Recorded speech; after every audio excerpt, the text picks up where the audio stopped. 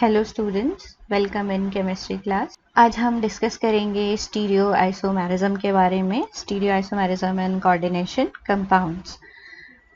इससे पहले कि हम स्टीरियो आइसोमेरिज्म पढ़ें, बच्चों आपको आइसोमर्स के बारे में पता होना चाहिए।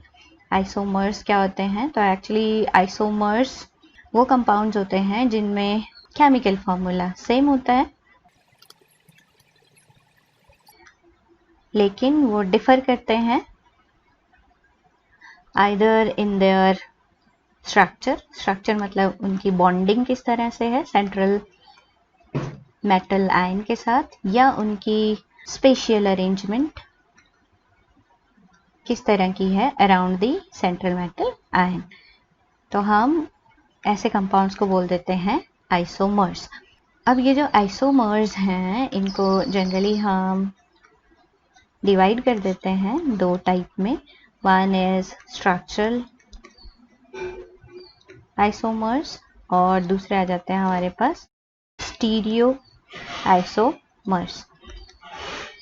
अब स्ट्रक्चरल आइसोमर्स के बारे में हमने पिछले लेक्चर में डिटेल में डिस्कस किया था। आज हम स्टीरियो आइसोमर्स को पढ़ेंगे। तो स्टीरियो आइसोमर्स क्या होते हैं बच्चों?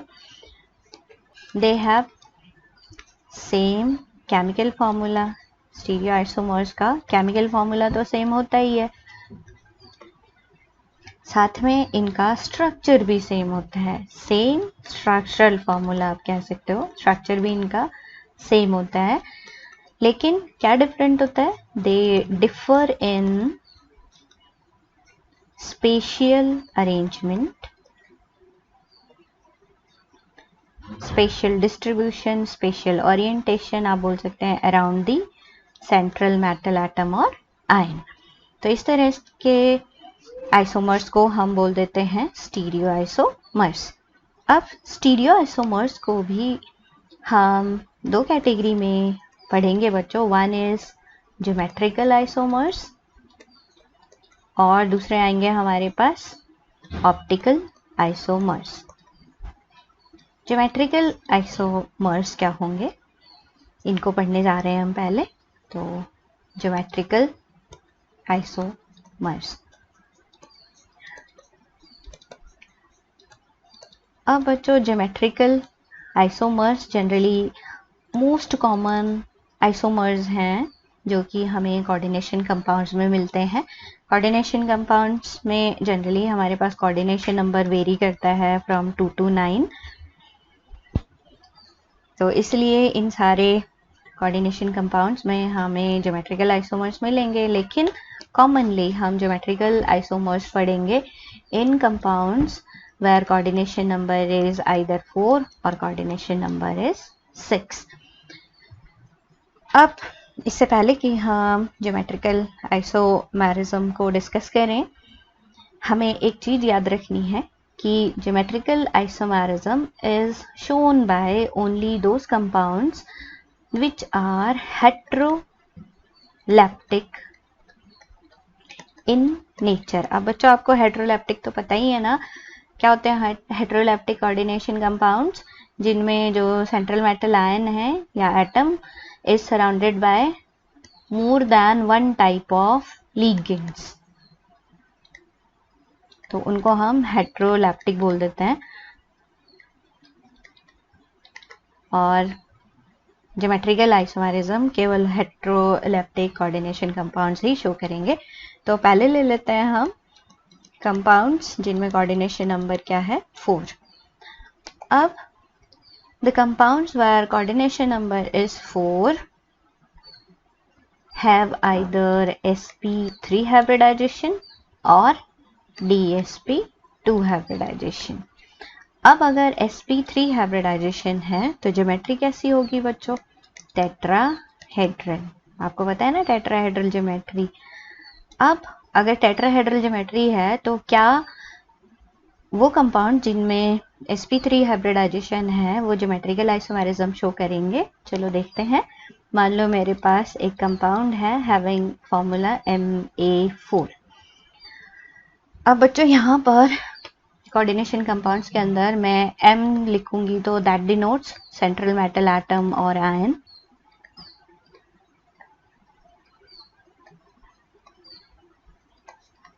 इसी तरह से मान लो मैं ए बी लिखूंगी तो दैट डिनोट्स मोनोडेंटेट लिगेंड, और अगर मान लो मैं ए लिखती हूँ इस तरह से तो ये डिनोट करता है बाइडेंटेट सिमेट्रिकल लिगेंड,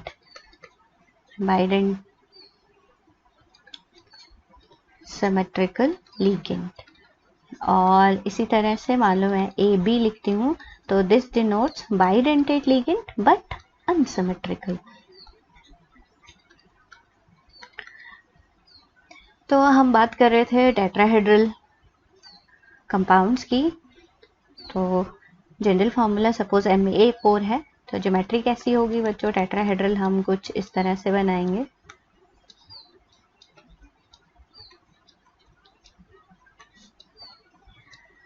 अब यहाँ पर बॉन्ड एंगल कितना होता है 109 डिग्रीज 28 मिनट्स।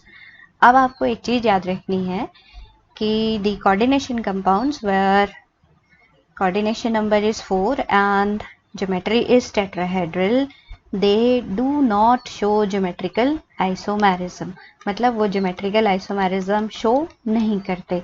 अब क्यों नहीं करते होंगे, तो क्या रीज़न है, एक्चुअली ये जो सारे ligands हैं ना they are adjacent to one another, एक दूसरे के adjacent हैं, इसलिए ये ज्योमेट्रिकल आइसोमेरिज्म शो नहीं करते। आप इनकी पोजीशन अगर एक दूसरे के साथ फ्लिप भी कर दें तो आपके पास सेम स्पेशल अरेंजमेंट रहेगा, इसलिए ये ज्योमेट्रिकल आइसोमेरिज्म शो नहीं करते।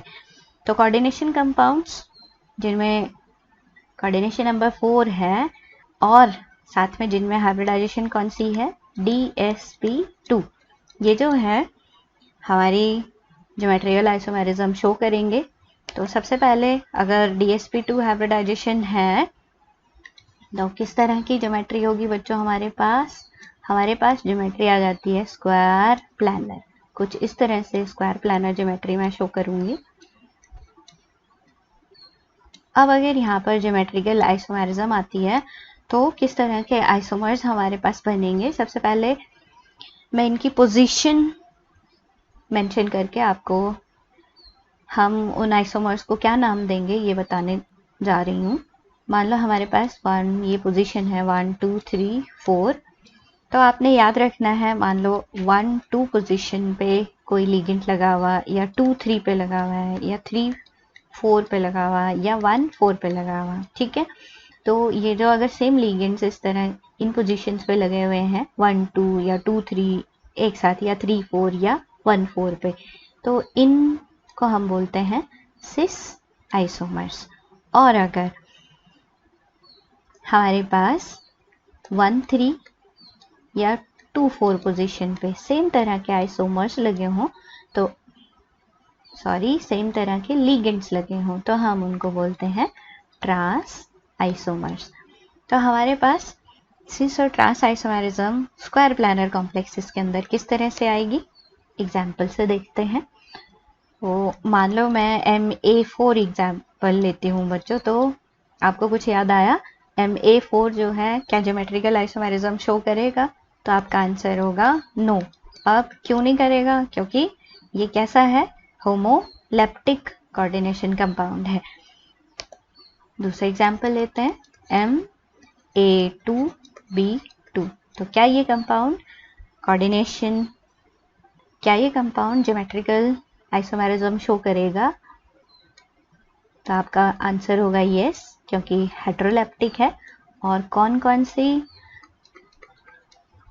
आइसोमर्स वो शो करेगा, इसे हम इस तरह से दिखाएंगे। मान लो हमारे पास ये स्क्वायर प्लानर शेप आ गई, अब यहाँ पर ए इस तरह से प्रेजेंट है, बी। अब क्या ऑब्जर्व कर रहे हो आप, सेम साइड है, ठीक है ना, तो ये सिस आइसोमर आ गया। और इसी का हम ट्रांस आइसोमर कैसे बनाएंगे बच्चों, मान लो ए को मैं अपोजिट साइड लिख देती हूँ, किस तरह से आप देखो, सपोज यहाँ पे बी मैंने लिखा और यहाँ बी, ये ए और ए, आप देख रहे हो ये अपोजिट साइड है एक दूसरे के, इसलिए ये वाला आइसोमर हो गया ट्रांस आइसोमर। तो हमारे पास कितने ज्योमेट्रिकल आइसोमर्स आ गए? 2 आ गए, जहां पर फॉर्मूला हमारे पास Ma2B2 था। अब मान लो हमारे पास फॉर्मूला Ma2BC हो जाता है। अब कैसे करोगे आप इसको? इसके लिए भी आप सिस और ट्रांस आइसोमर लिख सकते हो। किस तरह से, आप देखो।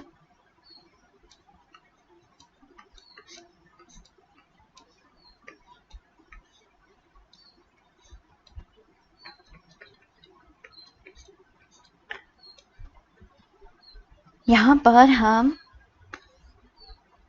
2 एक जैसे लिगेंड्स हमारे पास A और A हैं, तो मान लो A और A को मैंने सेम साइड लिख दिया बच्चों, तो ये आइसोमर मेरे पास हो गया सिस।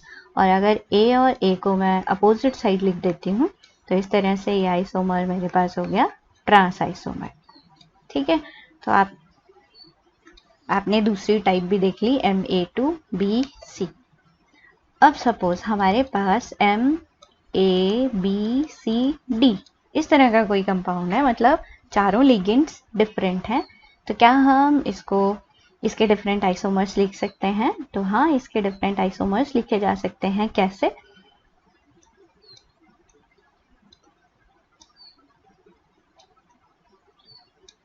पहले आपने स्क्वायर प्लानर फिगर ड्रॉ करना है और फिर उसमें यहाँ पर ABCD इस तरह से लिख देना है। अब बच्चों इसके आइसोमर्स कैसे बनाएंगे आप? तो हम इसके आइसोमर्स लिख सकते हैं, इनकी पोजीशन हम क्या कर देते हैं? एक्सचेंज कर देते हैं। मान लो हमने जो है A की पोजीशन यहाँ पे फिक्स कर ली, तो हम B और C की पोजीशन को क्या कर सकते हैं? फ्लिप कर सकते हैं एक दूसरे के साथ। जैसे यहाँ पर BC यहाँ पे आया, मान लो मैं इनकी पोजीशन एक्सचेंज कर लूँ, तो मेरे पास यहाँ पे C आ जाएगा और यहाँ पर B आ जाएगा। ये D अपनी पोजीशन पे रहा, तो ये इसका दूसरा आइसोमर आ गया। फिर एक और आइसोमर हम इसका लिख सकते हैं,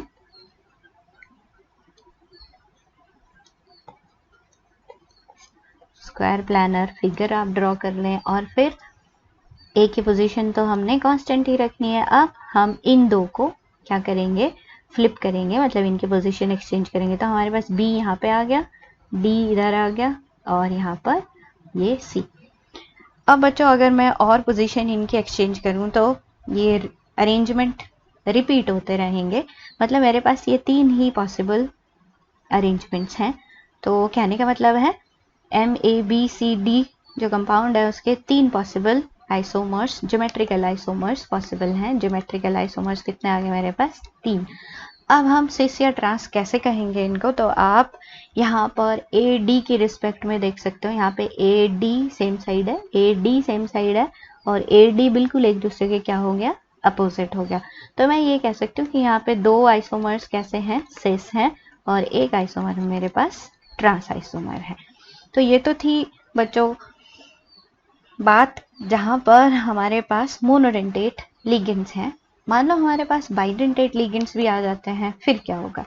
अब बात करेंगे बच्चों हम जहां पर हमारे पास बाइडेंटेट लिगेंड्स आ जाते हैं। सपोज मेरे पास बाइडेंटेट लिगेंड इस तरह का है, यहाँ पर AB रिप्रेजेंट कर रहा है बाइडेंटेट लिगेंड, लेकिन कैसा? अनसिमेट्रिकल।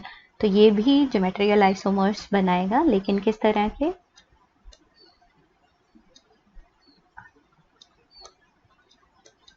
आप पहले स्क्वायर प्लानर ज्योमेट्री ड्रॉ कर लो और फिर जो है इसके देखते हैं हम ज्योमेट्रिकल आइसोमर्स। अब यहाँ पर A डोनर एटम, यहाँ पर B और यहाँ पर भी सपोज यहाँ मैं A लिख देती हूँ और यहाँ पर B। तो आप क्या देख रहे हो बच्चों? यहाँ पर A और AA BB सेम साइड है, तो इसलिए ये सिस आइसोमर हो गया। और इसी का हम ट्रांस आइसोमर भी लिख सकते हैं। कैसे?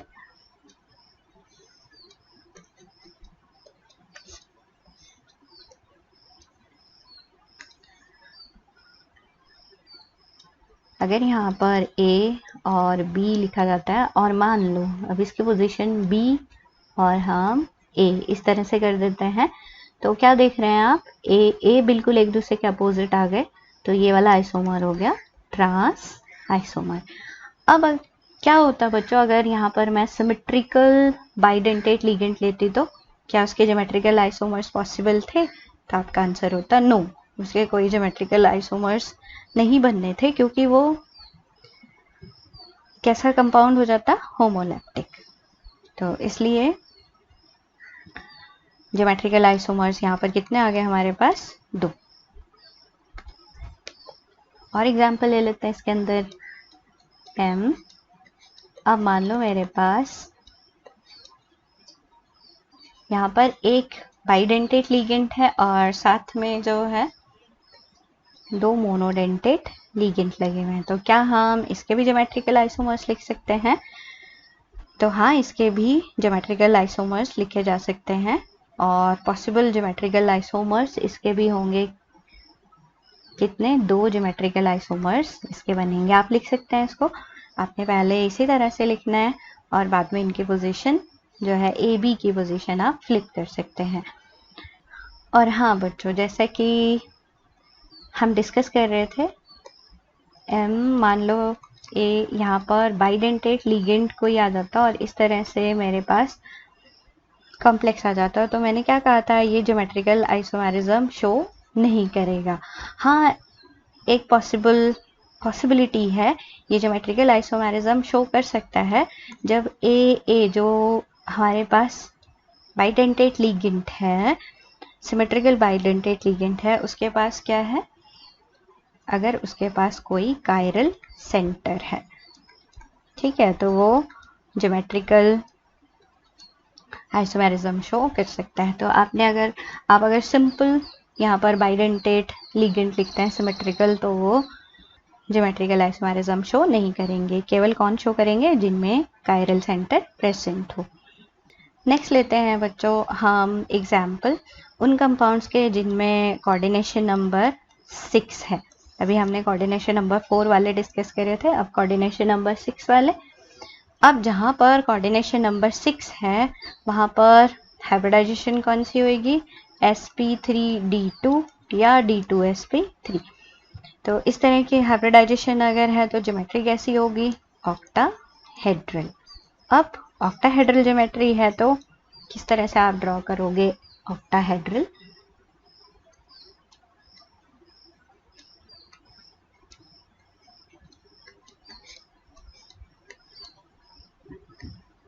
पहले तो आपके पास ऑक्टाहेड्रल इस तरह से आ जाएगा।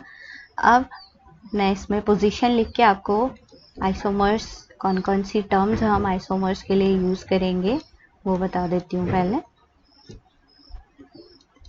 मान लो ये पोजीशंस है मेरे पास, तो बच्चों अगर हमारे पास 1-5 पोजीशन लाइक ग्रुप्स अगर 1-5 पोजीशन पे आते हैं या 2-5 पे आते हैं या 3-5 पे आते हैं या 4-5 पे आते हैं, ठीक है ना, तो लाइक ग्रुप्स अगर इन पोजीशन पे आते हैं तो हम उन्हें बोलेंगे सिस आइसोमर्स।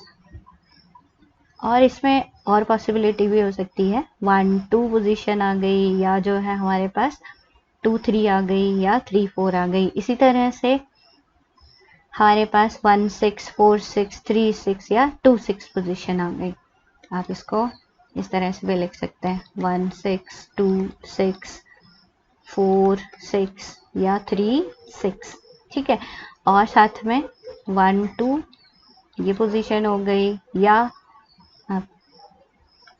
2-3 पोजीशन हो गई या 4-3-4 हो गई या 1-4 हो गई। तो ये सारी पोजीशंस बच्चों ये आती हैं हमारे पास सिस आइसोमेरिज्म के अंदर। और अगर यही पोजीशंस 5-6 लाइक ग्रुप्स अगर 5-6 पे प्रेजेंट हो या 2-4 पे प्रेजेंट हो या 1-3 पे प्रेजेंट हो, तो ये वाली पोजीशंस आ जाती है ट्रांस आइसोमर्स के अंदर।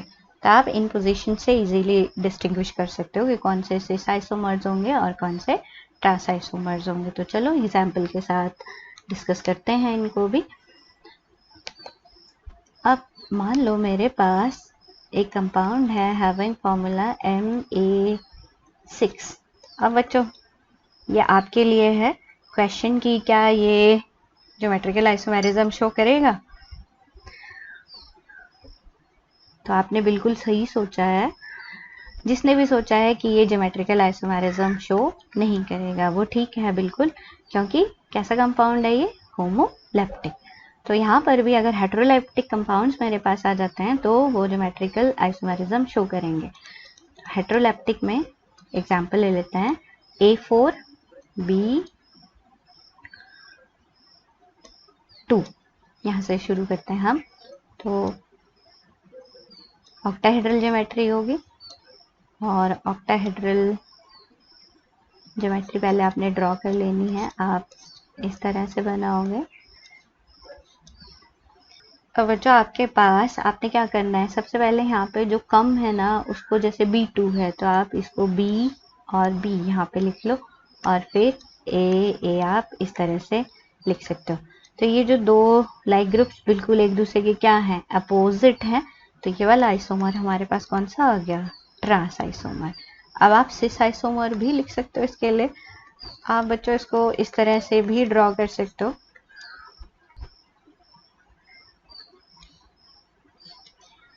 अब यहाँ पर आप जो है B और मान लो यहाँ पर B और B आप सेम साइड लिख देते हो। बाकी हमारे पास A और A इस तरह से आ गई। तो ये आइसोमर कौन सा बन गया हमारे पास, सिस आइसोमर। तो इस तरह से हमारे पास दो पॉसिबल आइसोमर्स आ गए यहाँ पर, one is cis and other is trans. अब बच्चों आप इनको या तो आप इस तरह से बनाओ या आप इनकी मान लो कितने ज्योमेट्रिकल आइसोमर्स आपसे पूछ लिया जाता है कि ये कितने ज्योमेट्रिकल आइसोमर्स बनाएगा, तो आपका आंसर यहाँ पे कितना होगा, 2 ज्योमेट्रिकल आइसोमर्स कितने हो गए यहाँ पर, 2, एक सिस और एक ट्रांस। अब आपको कई बार जो है पूछा जा सकता है कि कितने ज्योमेट्रिकल आइसोमर्स ये शो करेगा, तो आप सिंपल इनके जो है इस तरह से कॉम्बिनेशंस लिख सकते हैं। जैसे यहाँ पर B और B ये एक कॉम्बिनेशन हो गया, आपने सिर्फ ट्रांस वाले कॉम्बिनेशन लिखने, जैसे A और A एक और कॉम्बिनेशन यहाँ पे, और यहाँ पर भी A और A, ठीक है। इसी तरह से इसमें अगर आप कॉम्बिनेशन लिखोगे तो आपके पास यहाँ पर A कॉम्बिनेशन ट्रांस वाले, ये AB और ये वाला A और B कॉम्बिनेशन आ गए। अब मान लो आप इन दो की पोजीशन फ्लिप कर देते हो। मान लो आप यहाँ पर क्या करते हो, पॉसिबल आइसोमर्स अगर देखते हो तो आप इन दो की पोजीशन एक्सचेंज कर सकते हो। मान लो आप A को यहाँ ले गए और B को यहाँ ले आए, तो फिर भी आपके पास AB और AA कॉम्बिनेशंस बनेंगे और वो बिल्कुल सेम ही होंगे, ठीक है ना। तो अगर आपके पास डिफरेंट कॉम्बिनेशन, जैसे मेरे पास यहाँ पे 2 ही डिफरेंट कॉम्बिनेशंस बने हैं, तो इसके 2 ही पॉसिबल ज्योमेट्रिकल आइसोमर्स हैं। आप कॉम्बिनेशन से भी याद रख सकते हैं या आप सिंपल इस तरह से भी याद रख सकते हैं। तो 2 पॉसिबल आइसोमर्स आ गए इस कंपाउंड के। दूसरा एग्जाम्पल ले लेते हैं। मान लो मेरे पास एक कंपाउंड है हैविंग फॉर्मूला Ma3B3। तो ज्योमेट्री तो हमारे पास कैसी होगी, कोऑर्डिनेशन नंबर 6 है, तो ज्योमेट्री ऑक्टाहेड्रल होगी। तो पहले हम ऑक्टाहेड्रल ड्रॉ कर लेते हैं। अब बच्चों आप जो आपके पास अगर यहाँ पर मोनोडेंटेट लिगेंड कोई आ जाता है, सपोज आपके पास कंपाउंड इस तरह से हो सकता है CONH3 ये कंपाउंड कोऑर्डिनेट कंपाउंड हो सकता है। तो ये बिल्कुल जो है AB रिप्रेजेंट कर रहा है NH3 और Cl को। तो अगर इस तरह का हम एग्जाम्पल ले रहे हैं तो आप इसको कोरिलेट इसके साथ आसानी से कर सकते हो। तो पहले हम ऑक्टाहेड्रल ड्रॉ कर लेंगे।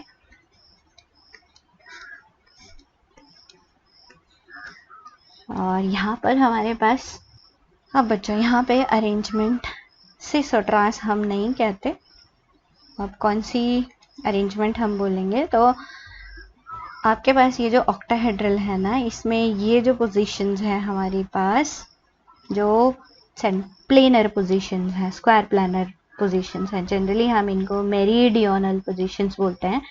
और अगर इन वाली पोजीशंस पे कोई लाइक ग्रुप्स प्रेजेंट है तो हम उस आइसोमर को मेरीडियोनल आइसोमर बोलते हैं या मर आइसोमर बोल देते हैं। किस तरह से, आप देखो सपोज लाइक पोजीशंस पे ये वाली स्क्वायर प्लानर वाली पोजीशन पे मैंने ये ए लिख दिया, बाकी यहाँ पर बी और बी इन पोजीशंस पे गए।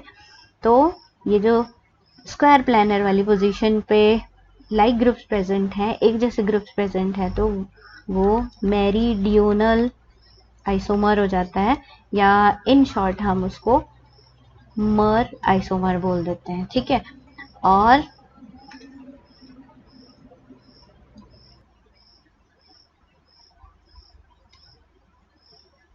मान लो लाइक ग्रुप्स अब आपके इस तरह से प्रेजेंट है। सपोज हमारे पास ए और ए इस तरह से प्रेजेंट है, और बी और बी इस तरह से प्रेजेंट है। तो बच्चों आप ऑब्जर्व कर रहे हो यहाँ पर ये जो है ए कैसे प्रेजेंट है, फेसिस पे प्रेजेंट है। ठीक है, सेम बी और बी भी क्या है, यहाँ पर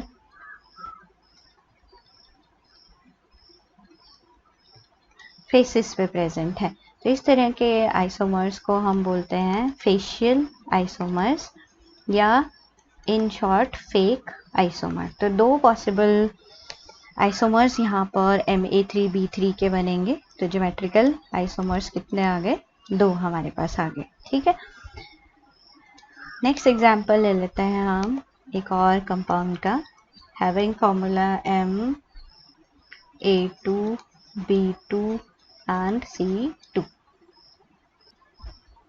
अब इसके पॉसिबल आइसोमर्स किस तरह से आएंगे बच्चों, हम तो इसके भी हम पहले आइसोमर्स ड्रॉ कर लेते हैं।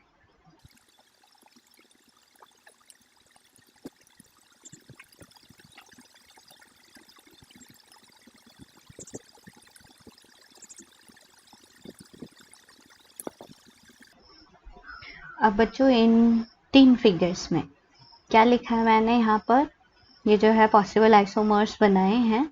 यहाँ पर फिलहाल आप देख रहे हो, यहाँ पर ये जो Ma2B2C2 के अंदर पहले मैंने सारी पोजीशंस A2, ये भी सिस अरेंजमेंट है, ये भी सिस है और ये भी सिस है।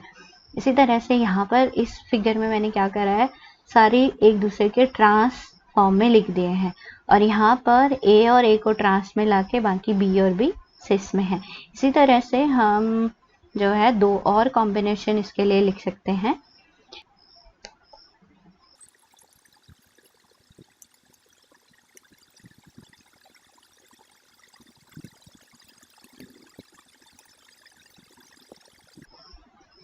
तो दो और कॉम्बिनेशन मैंने ये लिख दिए। अब अगर आप इनको चेक करें ना बच्चों, तो यहाँ पर क्या कॉम्बिनेशन बन रहे हैं मेरे पास, यहाँ पर मैं इसके कॉम्बिनेशन यहाँ पे लिख रही हूँ। यहाँ पर ये बन गए मेरे पास AB और AB AC BC, AC और BC। इसी तरह से इसके कॉम्बिनेशन अगर मैं लिखूं बच्चों तो क्या बने हैं, AA और CC और BB।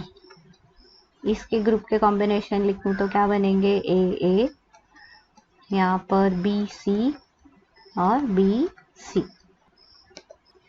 इनके कॉम्बिनेशन अगर हम लिखें तो ये कॉम्बिनेशन बनेंगे BB AC AC। ये कॉम्बिनेशन बनेंगे हमारे पास CC AB AB। अब बच्चों ये जो कॉम्बिनेशन है आप देख रहे हो, ये कोई भी एक दूसरे से जो है मैच नहीं कर रहे हैं, बिल्कुल अलग अलग कॉम्बिनेशन है ये। तो कितने ज्योमेट्रिकल आइसोमर्स हमारे पास बन गए, ज्योमेट्रिकल आइसोमर्स हमारे पास आ गए 5। तो इस तरह से आप ज्योमेट्रिकल आइसोमर्स प्रेडिक्ट भी कर सकते हैं। नेक्स्ट एग्जांपल ले लेते हैं। सपोज मेरे पास Ma3BCD कंपाउंड है, तो इसके ज्योमेट्रिकल आइसोमर्स कितने पॉसिबल होंगे, 4 ज्योमेट्रिकल आइसोमर्स इसके पॉसिबल हैं। इसी तरह से बच्चों मान लो ABCDEF,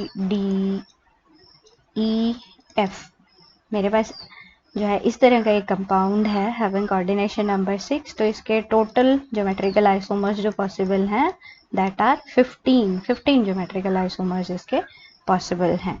तो इस तरह से ये तो थे ज्योमेट्रिकल आइसोमर्स जिनमें मोनोडेंटेट लिगेंड्स प्रेजेंट हो। अब ज्योमेट्रिकल आइसोमर्स जिनमें बाइडेंटेट लिगेंड प्रेजेंट हो, तो मैं एक एग्जांपल आपको यहाँ पे बता रही हूँ। मान लो मेरे पास जो है इस तरह से एक एग्जाम्पल है, यहाँ पर मेरे पास bidentate asymmetrical bidentate ligand है। तो किस तरह से हम इसकी ज्योमेट्री दिखाएंगे, तो पहले आपने ऑक्टाहेड्रल शेप ड्रॉ कर लेनी है।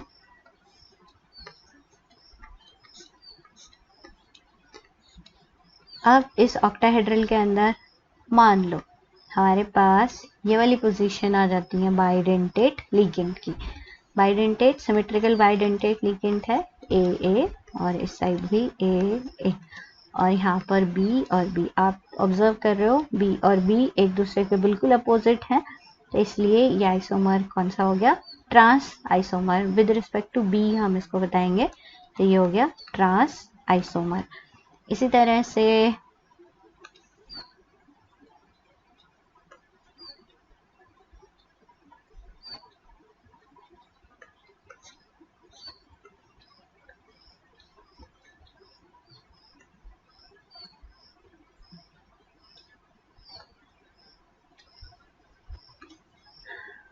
यहाँ पर ए हम इस तरह से भी दिखा सकते हैं, तो बी और बी कहाँ चले जाएंगे, इस वाली पोजीशन पे, और ये आइसोमर बन गया सिस आइसोमर। तो इस तरह से ये इसके दो पॉसिबल आइसोमर्स बन गए, सिस एंड ट्रांस। तो दो यहाँ पे ज्योमेट्रिकल आइसोमर्स आपसे पूछे जाए तो कितने आएंगे, इसके ज्योमेट्रिकल आइसोमर्स आ गए 2। अब अगर बच्चों हमारे पास सपोज एक और एग्जाम्पल ले लेते हैं। अब यहाँ पर लेते हैं हम बाइडेंटेट लिगेंड, लेकिन कैसा, अनसिमेट्रिकल बाइडेंटेट लिगेंड। तो किस तरह से उसके ज्योमेट्रिकल आइसोमर्स हम देंगे, तो पहले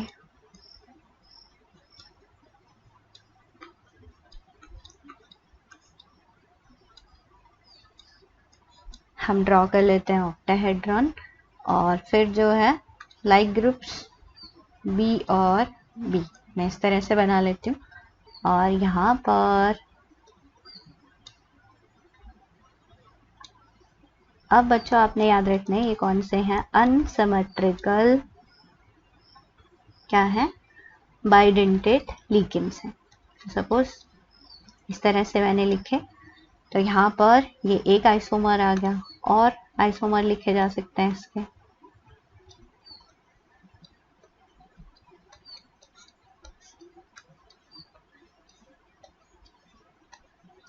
मानो यहाँ पर B और B इसकी पोजीशन अगर हम सेम ही रखें, और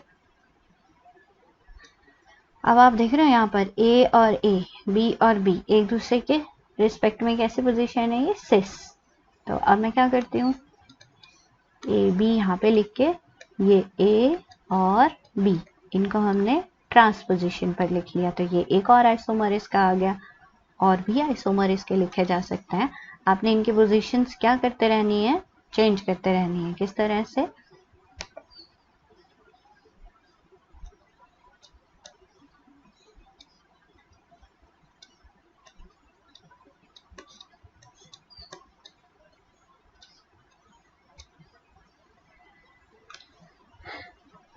अब मान लो बच्चों B और B फिलहाल हम ट्रांस पोजीशन पे लिख रहे थे, अब ये सिस पोजीशन पे आ जाते हैं, तो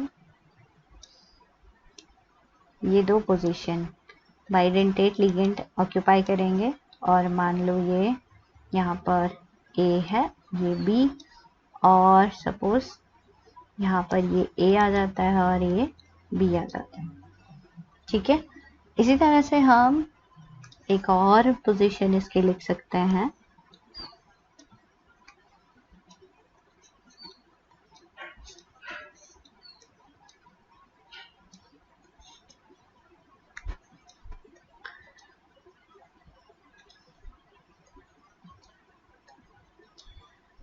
आप देख लो अभी ए और ए एक दूसरे के ट्रांस पोजीशन पे थे। अब मान लो बी और बी हम एक दूसरे के ट्रांस में लिख देते हैं, तो यहाँ ए और ए आ जाएगा। और इस तरह से एक और आइसोमर हम इसके लिए लिख सकते हैं बच्चों। तो सबसे पहले तो आपने ऑक्टाहेड्रॉन ड्रॉ करना है।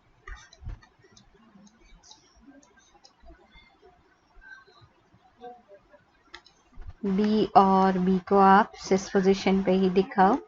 अब आपने यहाँ पर क्या करना है, यहाँ पर ए और बी, अब आप ए बी, यहाँ पे ए बी एक दूसरे के ट्रांस हैं और यहाँ पे ए बी एक दूसरे के सिस हैं। तो इस तरह से हमारे पास टोटल ज्योमेट्रिकल आइसोमर्स कितने आ गए बच्चों, 5।